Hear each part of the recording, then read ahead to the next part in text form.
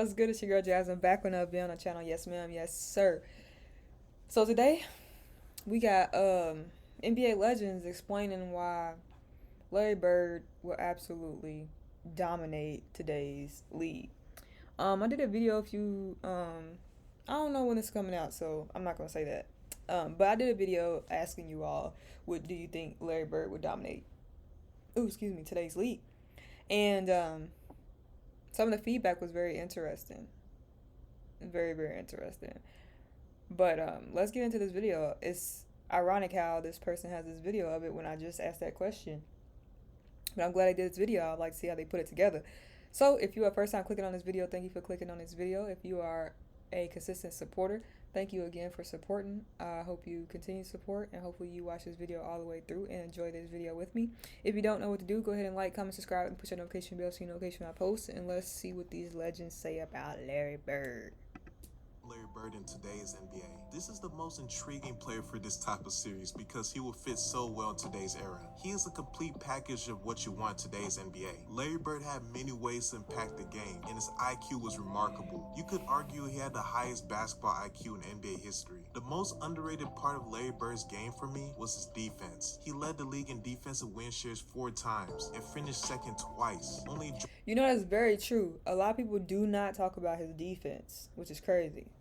George Mikan, Bill Russell, and Tim Duncan have more seasons than him as league leaders, and only Hakeem Olajuwon is tied with them. Despite his reputation as more of an offensive player, this actually puts him in the company of some of the greatest defenders in NBA history. He also made 3 all-defensive teams. Sure, he wasn't a lockdown defender like Dennis Rodman in one-on-one situations, but he could hold his own and was great at reading passing lanes for steals, so he wasn't a liability, which was one of the biggest myths. And to prove that Larry Bird will dominate in today's NBA, there are players like Nikola Jokic and Luka Doncic who are thriving in the league. Both players possess some of Larry Bird's qualities. Jokic's freakish passing abilities, excellent off-ball play, and Luka's tough shot-making and competitive mentality. But neither are a better shooter or defender than Larry.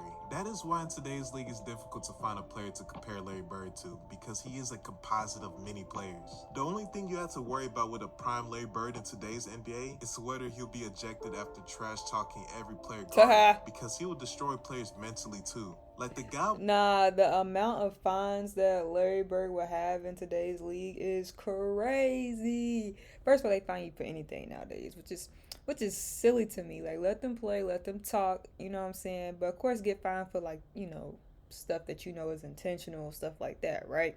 But being fined for, like, you know, jawing at each other, stuff like that, that's silly to me. And they be hefty fines too, like, man.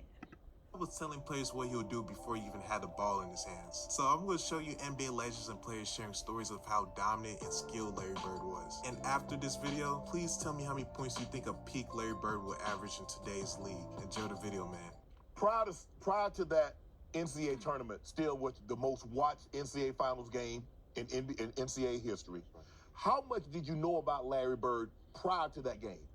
Well, Shannon, the summer before, they had the WIT tournament. Okay. And they brought all the best college players together. Okay. To play against the world. Okay. And man, I see this guy, you know, blonde hair, you know. I said, all right, let me see if he can play. Okay. Man, I'm sitting there watching him shoot, Shannon. He must have made 30 in a row, all net. So he was Steph Curry before Steph. Yeah. And I'm sitting there saying, this dude can play. Okay. You know, brothers, we all... Nah, Magic funny, bruh. Magic low-key funny because he's that one uncle that's going to tell that story. I always say, okay, can the white dude really play? Correct. You know? Right. So then I said, oh, man, he a bad boy. Right. Then we got in the game. Jack Gibbons was player of the year that year. Right. He tore him up, man. From Jack Gibbons from Kentucky. Kentucky. Because they won the national championship in 78. Right. That same time. Yeah, okay. Man, Larry Bird was taking it to him. I said, oh, man. I'm calling back home saying, oh, he for real. He for real. This dude Larry Bird? Right. Oh, he got it. He can play. He's dominating Jack Gibbons. Rich, I don't know. I think he might average 30. I mean, here's the thing. Nobody could ever rush Larry Bird. I know guys are way more athletic now, but his ability to shoot the ball, depending upon the team he's on, Like, he can get anywhere he wants to be and shoot over smaller players, and he was one of the most crafty players the game has ever seen. So I think his game translates to any time period. Larry Bird talked a lot of shit. Bird used to tell me, look here, man, I'm gonna go shoot this motherfucking jumper in your face right there in that corner. And it's gonna be your Christmas present. I'm gonna wrap it up and bust your head open. All that shit. He was the coldest dude I ever seen with that shit. And what's crazy is I feel like a lot of like today players don't know nothing about Larry like that. You know what I'm saying? They don't really. I feel like Larry ain't talked about like that.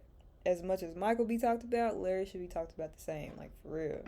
Shit, man. Everybody be talking about these greats. They don't be always mentioning him. He was the shit. Yeah. The shit, man. He'll give it to you any way he wanted to. Any way he wanted to. Larry Bird was cold. Cold dude, man. Real cold. Every night, show what you got. I don't know if I could ever tell you a memory. I'll just tell you that Larry was a phenomenal basketball player. The guy had unbelievable physical and mental toughness, which set him apart. I mean, that guy just would play through pain. Bird is hurt. Bird is down, and he's hurt. And here comes Larry. He hit his face so hard. In his return from an apparent fracture of the right cheek. Playing with a fractured right cheek, bro. Unbelievable competitor. A fractured great hands, right great cheek. vision, great feel for the game, and just, could go out every single night and just play at an unbelievably high level. Didn't have to shoot the ball really well. Good to have a pass. good game because he did so many different things. I said the dude just knew how to play, right? And the thing that I loved about him is that he was a shit talker. And I wish you would have got a chance to play against him. Yo, is that Robert Horry? You'd have loved playing against him because the dude would just tell you where he's going, shoot it in your face, talk shit to you, and run back down the floor. Yeah. And he was just one of those guys that, he just had it. Mm-hmm. You know what I mean? Yeah, he had it, and I saw it in college, and obviously saw it a whole lot closer when we get a chance to play against the Celtics. He was the biggest trash talker back in the day, but he would back it up. The first guy there, he was the last guy to leave. He wore that body out with the jumpers and the running and the movement and the concentration and the. For the top 75, what number was Larry Bird? If y'all don't mind, let me know. Focus and the discipline and the sacrifice. He had it all. He wanted the light on him. He wanted the focus, and he wanted that ball. And if it ever got to the point where Casey Jones, a coach who we just loved and would do anything for, if Casey would ever call somebody else's play, Larry would just say, no, I'm shooting this ball. And he would. 2 seconds on the shot clock. Bird wants a three out of it. He gets it. Growing up in Boston, people all used to always talking about that he can't jump, he can't do this, he can't do that. And, a lot of my friends was like that, So, I got to the league. I called all my friends back up. I said, all that trash that you were talking. Damn, Patrick's outside now? This man is great. He can, whatever you were saying for a man who can't jump, he's demolishing everybody. So your guys are saying, how can you let this guy? Oh, he's doing it on everybody. He's doing it on everybody. He's doing it on the best defensive players in the league. I have to give the edge to Bird. I mean, he can get his own shot off. He can get his teammate. Basically, what Magic did, he was able to do, plus be an offensive threat all the way out. What's crazy is like when one of the defenders fall, Bird make it look like he didn't do nothing. You know what I'm saying? But in reality, he did. Like, he did a whole fake pass, a whole pump fake, and they fell. Let somebody in the NBA today do a pump fake. They not falling. Like, come on, man. To the 3-point line. That's an incredible asset. They were pretty much the same And size. then passes? They were both slow. They were both, they were not both leapers. Yeah. But Bird, that outside three, and they were both high Quick IQ passes guys. too, but boy. I got to give the edge to Bird. To play against the dream team. This was the legendary game where the college guys came in and Chuck Daly let y'all tear their ass up, and as soon as y'all started getting back, he ended it, right? So funny. So When we got an invitation, it was 8 of us. It was myself, Bobby Hurley, Allen Houston, Chris Webber, Rodney Rogers, Eric Montrose. Shout out Kenny Rodney Barber. Rogers, man. Shout out to OG. Yeah. What's that, Quentin Richardson? Is that who Grant that Hill is? was on that squad. So we get to La Jolla, San Diego, and we check into the Marriott. We go up to our floor, and we're walking in the corridor, and we see this tall white guy coming down the hall. And I'm like, damn, that looked like Larry Bird. So Larry Bird coming down the hallway, me and Chris Webber, and Larry Bird, you don't realize how big Larry Bird is until you stand up close to Larry Bird. Exactly. Man. Larry Bird legit 6'10". Nah, real talk. For When real? I I didn't know that. He was coaching the pace. I was like, damn. So he walked by us. I He didn't know says, that. y'all those college guys? And we was like, yeah, we the college guys. And he looked at us and he said, get some fucking rest. It's going to be a long week, and walked off. And we was like, what the hell? What y'all got us into? Yeah, I'm like, okay. You know, we like, all right, what's going on? I wanted to say what's up. Like and he 6'8". just came to me like this, like, damn. Larry broke into the league, rookie of the year. Had a strong first year. So I knew that I was teaming up with someone that was franchise-changing type talent. You know, this guy, I think he was born to play basketball. Seeing him come in and... I wonder if any of the other legends, like Dr. J and them, how they would have felt in today's league, you know? Like, they could have dominated. Plus, and the next year is 60 plus. When Bird was at Indiana State, and the first time we really got a chance to see him play on television, Indiana State played Bradley. And then, you know, fast forward, then they played DePaul. And Mark Aguirre, Terry Cummins, Teddy Grubbs on that team. And Larry Bird just, you know, he does this thing. And then, of course, they went on and they played Magic at Michigan State. But Bird was one of the greatest shooters, champions, competitors to ever play in our game. You now join Bill Russell and Wilt Chamberlain as the only players in the 40-year history of the NBA to win the league's MVP award 3 years in a row. Yeah, Rob, I wish you would have played against him, man. Larry Bird was the biggest shit talker in the league back in the day. He would tell you exactly where he was going, what he was going to do. And he did that to us in the finals. He was like, guys, don't worry about it. I'm going to go right over here into the corner. I'm going to catch the ball, I'm going to shoot it, and ain't shit y'all can do about it. I mean, just like, and he did exactly that. You know, so I wish you would have got a chance to play against him. You know, because I always think about that moment. I don't know how true this is, but you remember the time when he was playing Atlanta, and he told the guy, he says, I'm a bank of 3 on you, and the guy just bullshit. So yeah. On the out-of-bound play. Throughout the game, throughout the game, he never got to say, he said, you know what? He goes back in the game. Bro, I think he had like 50 points that game or something. I noticed too, because Kevin McHale ended up having the most points ever scored by a Boston Celtic, right? And Larry told him he should have got 60 because he broke it against Atlanta like 2 or 3 days later. Yeah, and it was in the bench. Atlanta bench got in trouble because they out here rooting for. Bro, that is Robert Horry. I ain't seen him in forever. I'm like, you can see it. I mean, if you go back and look at the tape, you can see the bench. Every shot he made, they're going crazy. It's like he unbanked this one. And it's like, see, that's what you want, because when someone's telling you what they can do, he look good, and you can't stop it, you know they're a bad man. Yeah. But I look at guys in this era now, and you say, okay. You look at Bird and says, well, I could have stopped him because, you know, he's slow. It's sort of like Luka now. Luka, you watch Luka. Luka is so freaking slow, and you're like, why can't they stop that? Right. I'm like, Speaking of Luka, a lot like they tried to compare him earlier in this video. I ain't say nothing. What y'all think of Luka? Let me know what y'all think of Luka down below. If y'all want to see a video of Luka, Luka compared to Bird. You know, a lot of people are trying to compare him to Bird. What do y'all think about that? Let me know.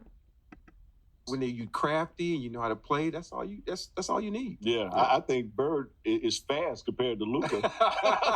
I see Luka, he be going slow as hell, and he'll get by you. But Larry probably looked like fucking sprinter compared to the way Luka played. Yeah. It's amazing. I think it was 86, 87. So we was playing Boston Celtics in the Eastern Conference Finals. So they gave me the task of guarding Larry Bird. Guarding Larry Bird, I'm like this 25-year-old rookie in the league. They say, who's the person interviewing? And I'm like, and you know what I'm saying, guard him. So that was my whole job, to guard the toughest guy on the team, on the other teams. So so I'm guarding him. And every time I turn my head, he's over there in the 3-point line. He said, "I'm over here, Rook." I'm like, I got to go out there and run out there like a dumbass. Let's go out there, try to contest him. If he hit the three, I'm like, okay, da-da-da-da. I remember the Portland game. Interesting. I think it was Super Bowl Sunday. We were playing the Portland Trailblazers. He had like 52 points or something like that. We were down 3. He's a remarkable, crazy 3-point shot. He was leaning. And I was like, there's no way he's going to hit the shot. DJ again to make the inbound pass. The double team and Bird. Larry, fall away.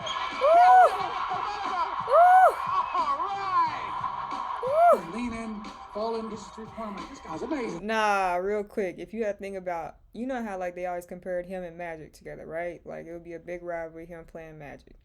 In today's time, who do you think the rivalry would be against? You think it would be? You would think it would have been against LeBron? You think it would have been against, Curry and them?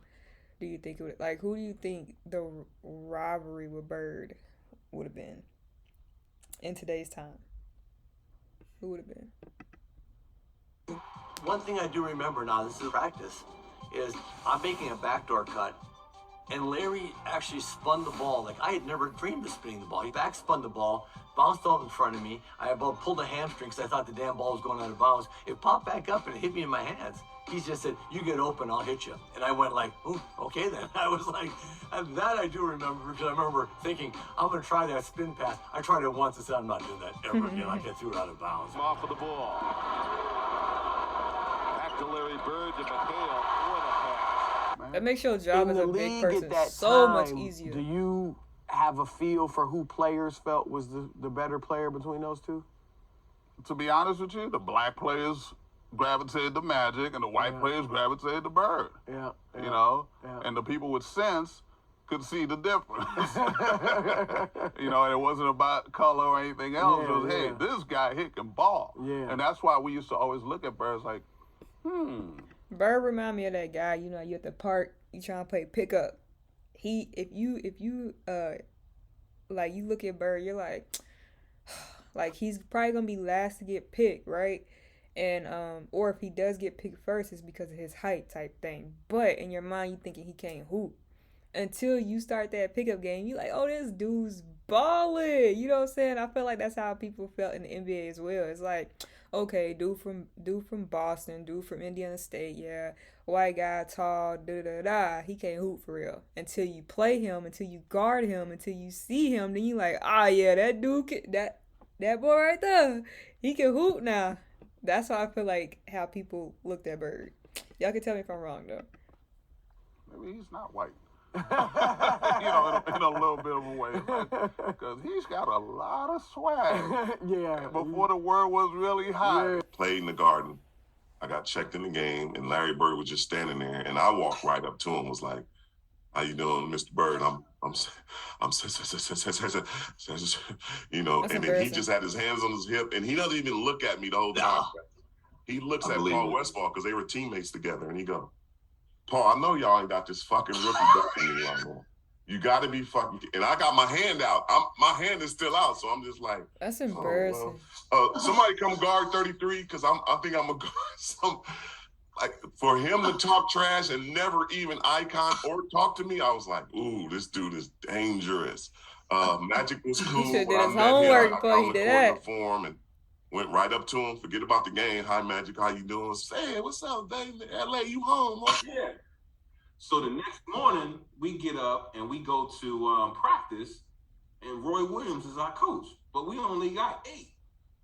So we like, well, how are we practicing, and what are we practicing for? So we spent, I want to say, an hour doing the 3-man weave. And I'm like, what's going on here? Then they bus us to another location where the dream team is practicing. And these about 400 people standing outside waiting for the dream team to come out. They take us up to a top floor, and the dream team is practicing. They're finishing up their practice.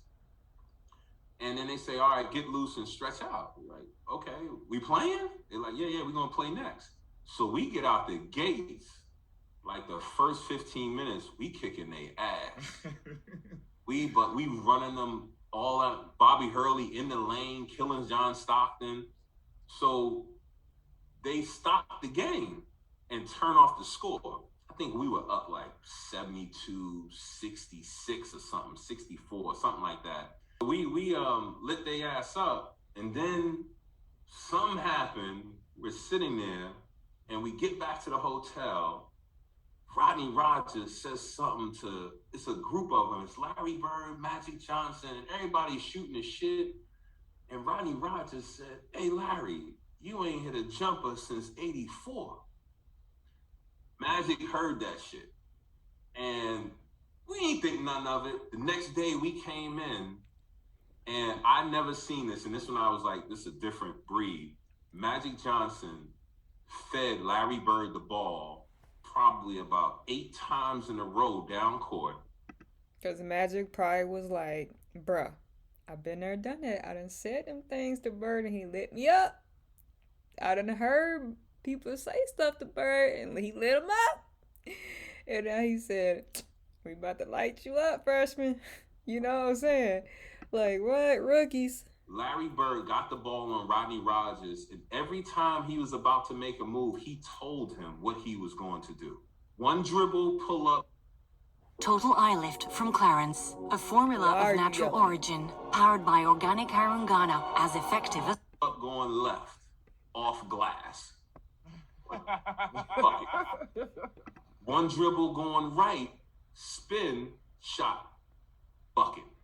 He scored 9 times or 8 times in a row, left the court to go lay down because he couldn't sit on a bench. He had to lay down because of his back. And said, young fella, look like 84, huh? Last time he made So I'm sitting there and I'm like, ah. I said, so that's they kicked our ass for the rest of the week. Can't do music, y'all. And I watched my whole life. I turn around and Larry goes, what's up, Sal? What's up, Larry? He goes, oh, he look good too. Yeah, man, I ain't seen him. Oh, wow. Y'all not double teaming? I said, nah. Just me on you. He goes, for real? I go, yeah. Yo, mouse in the house. And he runs down to the post and posts me up. And boom, boom, score. He said, it's going to be a long night, Sal. Not mouse in the house. I ain't heard that in a minute. One, and we come out of the huddle, and Bird looks at me, and Kent Benson is guarding Bird. And Bird looks at me, and he goes, he's got no shot. And he says it right to Benson as he was standing there, right? And sure enough, he gets it in on the left side of the court, takes it down to the baseline. Here's Dennis, gets it into Bird. Larry, a runner. Ah, look at him. He's like, stop playing with me, man. They win by 1. He walks off. He goes, I told you, you can't put him on me. He said, you better get somebody else who can guard me. Look at Isaiah. So guys, I hope you enjoyed the video, and tell me how many... Okay, man, I hope y'all enjoyed this video of NBA legends talking about Larry Bird and how he would be in today's league. That was an interesting video. I enjoyed it. Hopefully you all enjoyed it too. What I gotta say is, I know there's no doubt in my mind that Larry Bird would have been just as dominant, maybe even more. Honestly, I think he would be even more dominant just because the technology today, the doctors today, you know what I'm saying? Like the training staff, all the above would have had him in tip-top shape. He would have had one of them $200, $300 million contracts, tip-top shape, and he would have dominated. Point blank period. He would have straight dominated. Maybe would have been even more healthier. I don't know, but that's just my opinion. I think he would have dominated. Y'all had to let me know y'all opinions down below, or you think that he would have just been good in that era and not like this era. Let me know. Don't forget to like, comment, subscribe, and push that notification bell so you know notification I post. Let me know any other videos you like to see me do. That being said, see you guys next video.